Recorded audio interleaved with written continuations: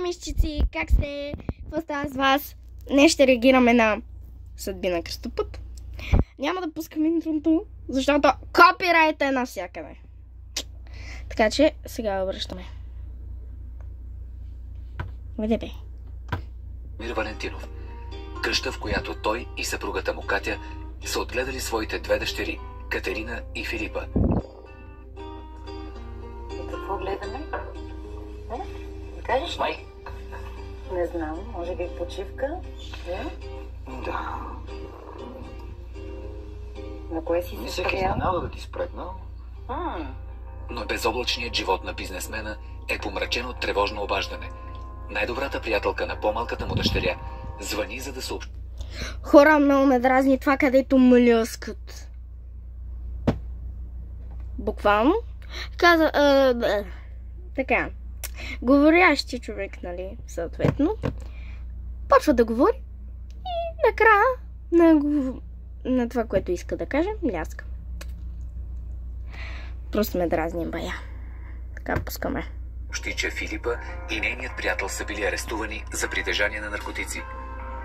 Кога се случи това? Сигурно си. Родителите са шокирани от новината, но въпреки всичко не вярват, че това наистина се е случило с дъщеря им. Ако са намерили нещо в нея, то със сигурност не е. Някой е го подхвърлил. Тя е твърде малка.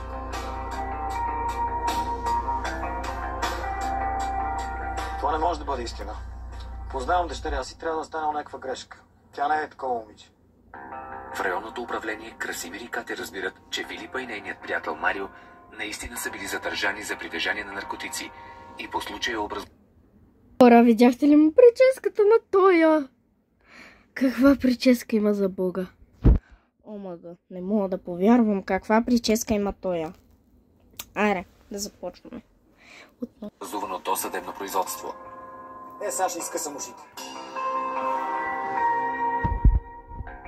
В момента, в който я видях, бях просто потресена. Вида и ме накара наистина да осъзная, че тя има проблем. Бях ужасена от това, което видях. Срока на заповедта за задържане е изтекал и родителите могат да приберат дъщеря си. Вместо да се прибере вкъщи обаче, Филипа предпочита да отиде при приятеля си Марио. Това не е моята дъщеря. Убедена съм в това. За Катя вече е ясно, че дъщеря й се нуждае от помощ. Тя иска на всяка цена да я откъсне от Марио. Па на кой е тая дъщеря, що не е твоя? О, за Бога, това е най-малният епизод, който съм гледала на Съдби на кръстопът. Аре се пускаме отново! Да. Гледаме каква е драмата. И може сама да решава къде да пребивава. Меко казано, бесен съм. Това момченце ще му щупа главата. На това девойче съм му дал абсолютно всичко. Имаме пари, достатъчно осигурени. От училище се отказа, каза, че ще почива една година. Не знам. Мъжът ми не беше прав. Не трябваше да постъпва така. Това беше много глупаво. Оплаши и тя избяга. Сега трябва да я търсим. А къде точно да отидем? Къде?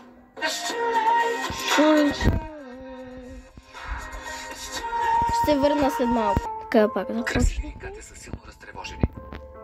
Още на следващата сутрин притеснените родители решават да приберат Филипа от квартирата на приятеля и Марио. Приятелката на Филипа, Майя, им дава адреса. Слушай ми внимателно, миличка. Намерили сме начин да бе. Но искаме да се върнеш вкъщи, моля те. Моля те, върни Да се. ме лекувате ли? Да не си другира нормално. Вие да нормални Ти ли пак не сте? си другира, ти видя Какво лечение ми Я да видим. Чакай, Фил, моля ти се. Ще й се моли ли? Какво ще й се моли? Какво ще й се моли? Шамари трябва. Нищо друго няма да го прави. Обличай се и тръгни. Абе не ми трябва лечение, бе, трябва ми пари, Трябва да да, поговорим. пари. Пари ти трябва. Да, пари ми трябва. Си изкарваш сама. Няма да ти дам пари. О, Майка ти ще това не е да ти даде. Това не е начинът. Облечи какъв се, е начин? моля ти се. Какъв е начин? Облечи се. Няма да се Облечи облека, се, няма да аз- дойда от вас.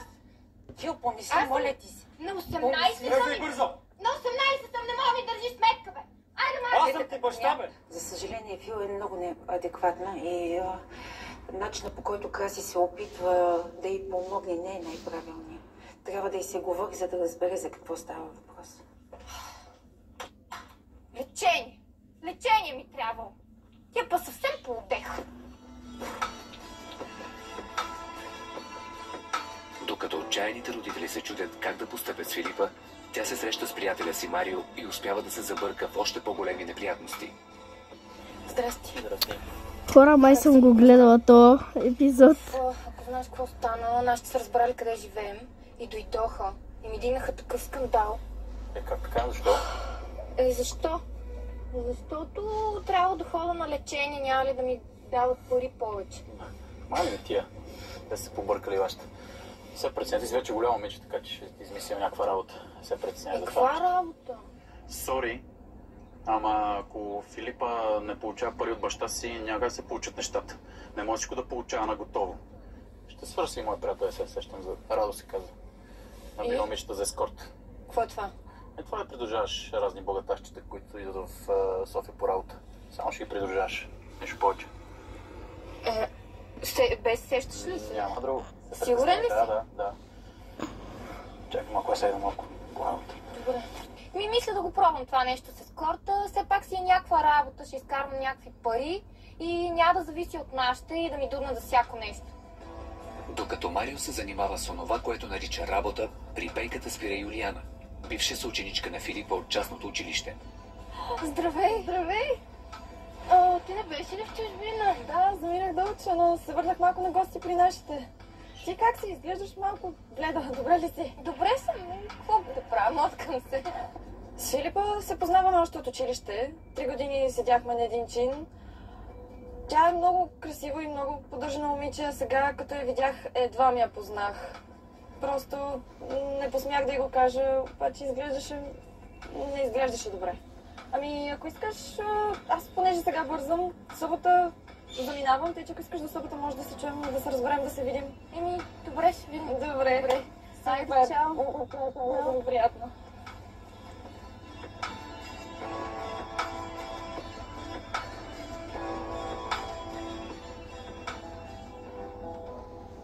На следващия ден Филипа си е насрочила среща с приятеля на Марио, Радослав. Младото момиче е решило да се пробва като ескорт в неговата фирма. Работиме с заможни клиенти, държим много на тях и повечето от тях предпочитат интелигентни момичета, с които да могат да си кажат нещо и да ги изведат и на публични места, така че... Ами аз самата съм от... Да, гледала съм го. Смятам, че знам как да комуникирам с такива хора. Браво на теб. Много държим и на точността. Когато се определиш в определена среща, ще рече... Ужас, хора, гледала съм го. Много е гадно. Не искам моите клиенти да те чакат. Твоите клиенти ще чакат тая как им бие шамари. Нещо друго, което те искаш да ми кажеш. Ами, бих искала да попитам за заплащането какво. Да. Та е много тъпа.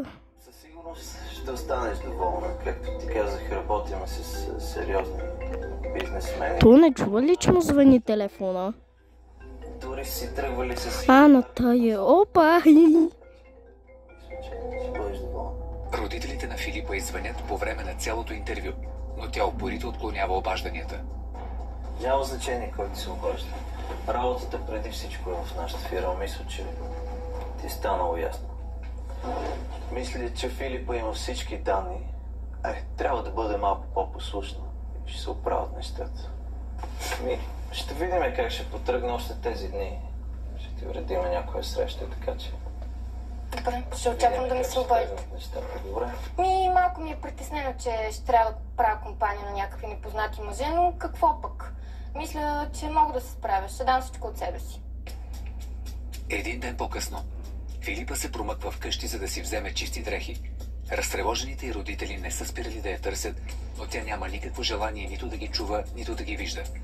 18-годишното момиче се надява, че краткото й посещение вкъщи ще остане незабелязано. Филипа, изкарай ме гълбе, майко. Защо не ми се обади, че идваш? Защото не искам да ви виждам, дразните ме. Не дей така, бе, майче, знаеш колко те обичаме. Знаеш колко си ми мила. Какво Трябваше да завърнеш. Какво не дей? Нито пари ми давате, нито нищо. Ама аз си намерих работа. Това е чудесно. Какво ще работиш? В един офис. В офис? Да. Имаш ли да ми дадеш пари за прическа? Не мога да ти дам за прическа, но ако искаш, мога да те пратя при моя фризьор, аз ще пута. О, ясни сте ми. Къде отиваш нищо сега? не искам от вас. Къде отиваш? Отивам си. Много ме боли, но няма да й дам пари. Сигурно пак ще ги даде за дрога. Мисля, че и в момента беше дрогирана. Добре, че баща и не е вкъщи, иначе щеше да стане страхотен скандал. Оставиха ме без нито един лев, а твърдят, че им пукало за мене. Можех да умра от глад. Добре, че Марио ми намери тая работа. 3 дни по-късно Филипа получава първата си задача.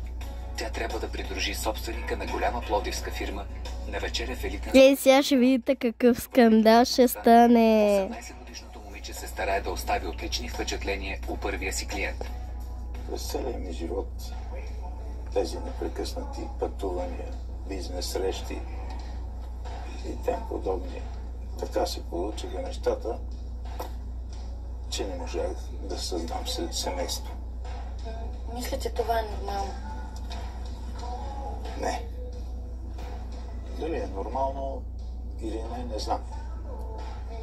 Но най-неприятното от всичко е това, като се прибереш вечер в къщи, всяка вечер да вечераш сам.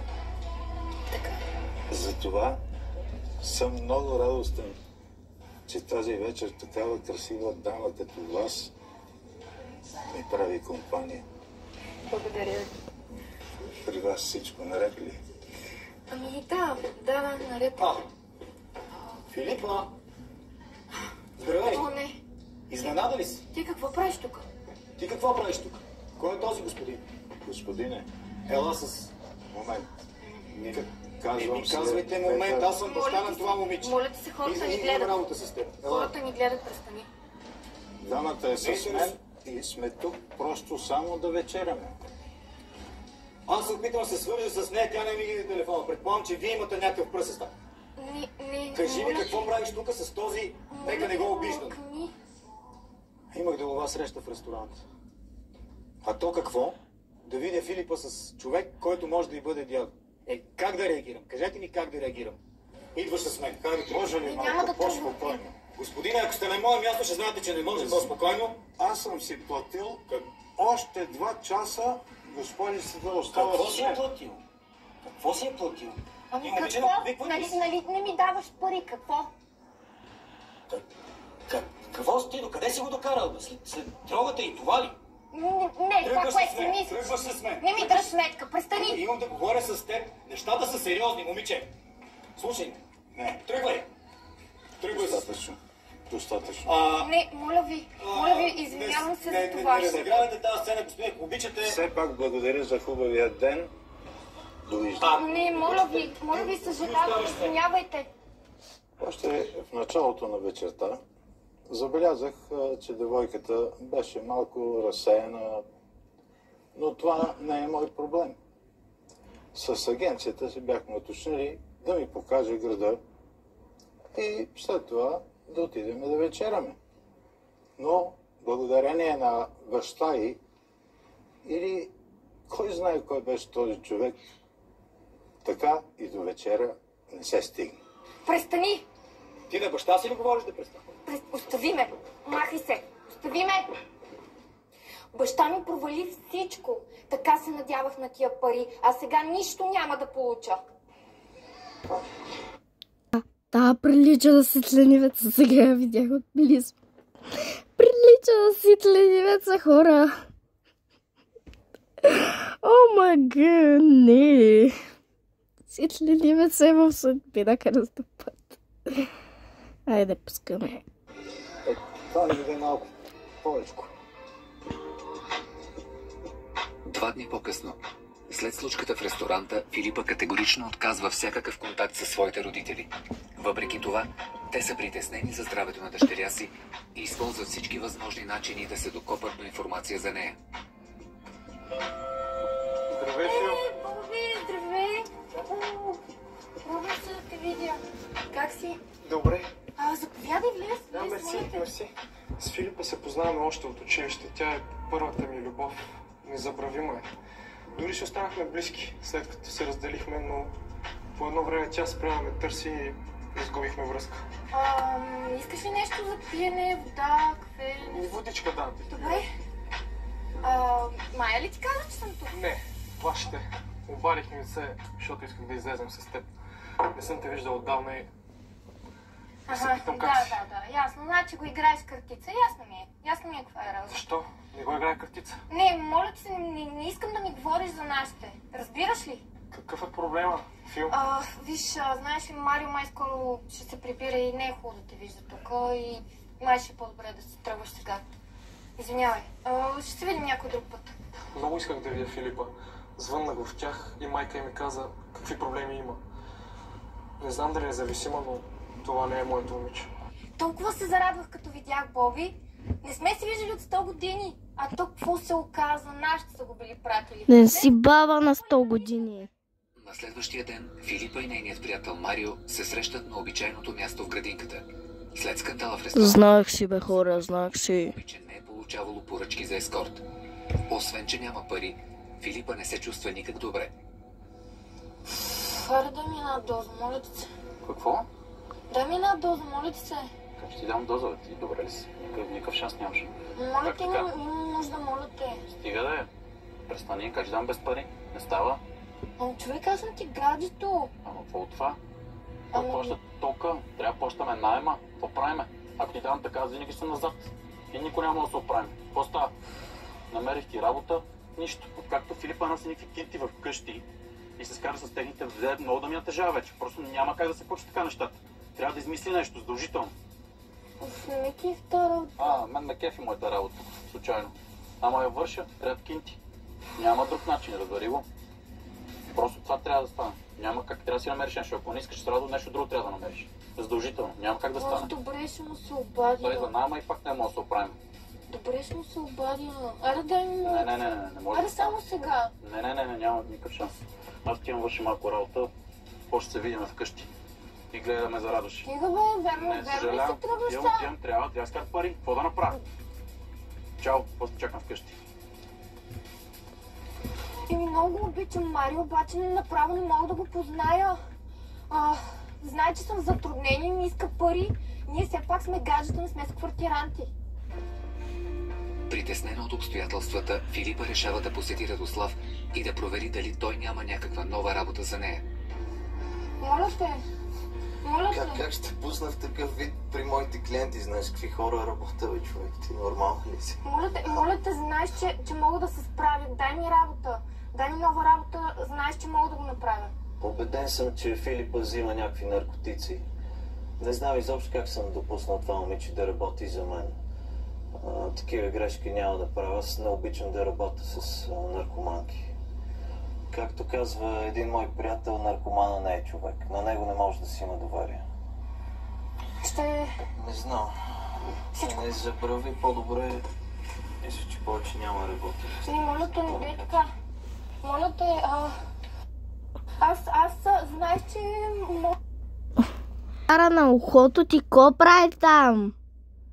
Ко прави там? Ко прави там? Питам те, ко прави там? Ко прави там тази цигара? Ко прави? Ко прави там?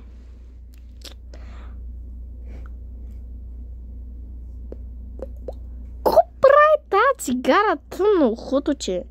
Нали мразеше такива... А този приятел сигурно е оня другия наркоман. Ти го е казал, нарочно. Сега, аре, пускаме от начало. Отново да е.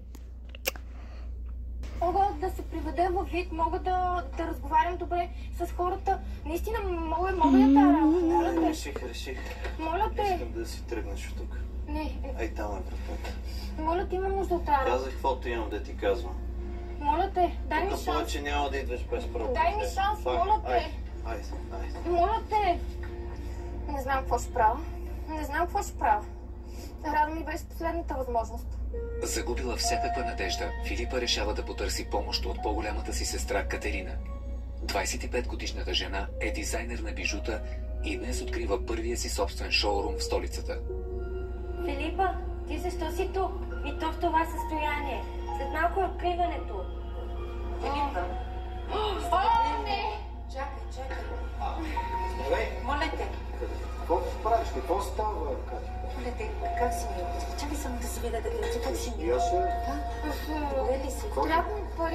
Трябва ми пари за найма, ми трябва пари, нямам никакви пари. Пари ти трябва. Хора...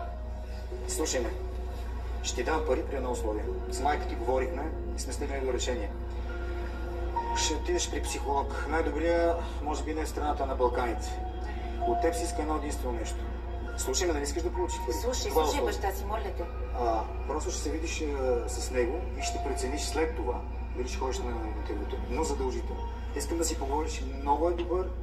Просто какво ми е да го правя това? Няма да го правя.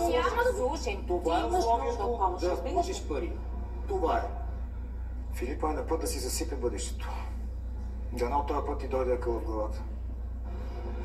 Значи, ако се съглася да отида да говоря, ще ми дадете пари. Точно така. Баща ти обещава и ще ти даде пари, ако си съгласиш.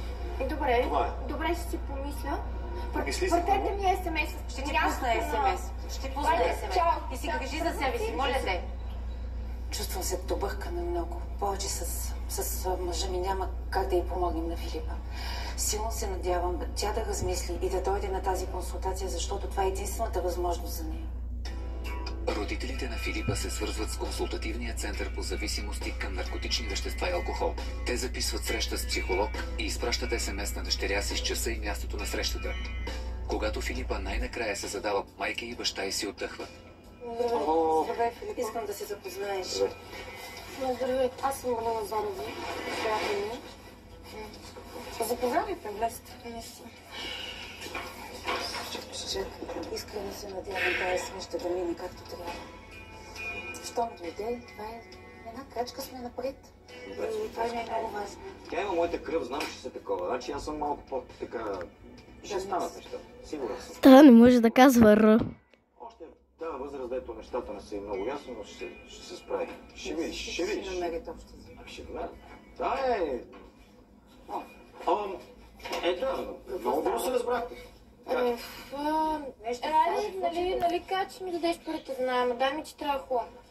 Ти трябва да влезеш вътре. Ама нещо ми играеш... Няма как. Какво стана? Кажи ми какво стана в крайна сметка, защото не ми харесва това нещо, което ми кажеш сега. Само заради парите ли дойде? Не говори ми някакви тъпоти, какво ще се това? Не може така да изглеждаш. Ще говори, бе, човек. Трябва да си помогнеш. Момиче, моля те, умолявам те. Ела, остани тук. Няма ли ми дадеш парите? Парите ще ги дам, когато свършиме някаква работа, моето дете. Защото така ти просто... Я съм махай. Чакай. Поведението на Филип е обяснимо. Наркозависимостта поразява не само физическото, но и психическото здраве на Психическото здраве на човека. Наркозависими губят връзка с реалността. Често биват отритнати от хората, те това го усещат, чувстват се безпомощни. Но истината е една. Те трябва да намерят пътя сами към себе си, да осъзнаят, че имат нужда от лечение. Толкова вярвах в нея. Искрено се надявах, че е проумяла важността на това лечение за нея. Ще има втора част, да знаете. Накара да се страхувам повече. Направо съм шок. Аз не мога да разбера това момиче. Не може ли да разбере, че това е начин, единствения начин? Тя ще се прости с здравето, а може и с живота си. Не знам, нямам думи. Тази нощ, към 3 часа сутринта, Красимир и Катя са събудени от странен шум. Нашата Филипа! Здравей, какво правиш тук? Бъркаш на майка чао. Господи, Филипа, как ме оплаши. Помислихме, че е крадец. А не е ли крадец? Това какво е? Трябваха ми пари за найма! Така ли ще ги вземеш? За Като найма ми ли дават, трябват ми! Махам се! Отивам си! Къде по това? Къде отиваш? Марио ме чака отвън! Значи Марио, щом те чака отвън, първо ще ми дадеш ключа и аз ще преценя, когато си дойде тук. Сърцето ми се скъса, когато баща й взе ключа. Така все едно я гоним от вкъщи. Но може би... Ми гонете, ама заслужава го. Хубаво, лошо това е. Ето ти го. Чао! Къде отиваш? Отивам си. На луната. За шишарки. Нали ти каза? За съжаление, нашите ме хванаха, изгониха ме и сами е наистина много тъпо. Ми ще ти изгонят като крадеш маловца. Отново е пред квартирата на Марио. 20-годишният младеж се е чул с родителите на своята бивша приятелка и е притеснен от това, което са му разказали. Поговорим, подари малко време. Не мога сега. Айде, Защо? върви си. Моля те, Обещавам, няма да сега. отнеме много. Не може сега. Кой? Кой е това? Айде, тръгвай. Кой си ти, бе? Аз правиш тук, бе, приятел. Кой си, бе? Това ли е Боби? Моля те, правиш върви тук, си. бе, приятелче? Какво правиш аз дълго да говоря с нея? Тя не иска да говори с тебе, не виж ли? Тя е при мене. Проблем ли имаме? Да. Какъв си? Аз съм Марио. Що? Ти ли я завличаш? Да, аз я завличам. Къде я завличам? Моля ви. Вличаш я надолу. Къде е надолу, бе, приятелче? Ти къде си нагоре, Не бе? може да помогнеш. Върви си, Изчезвай, моля изчезвай. Ей, остави, бе. Изчезвай, че иска да говори с тебе, Остави, бе. бе.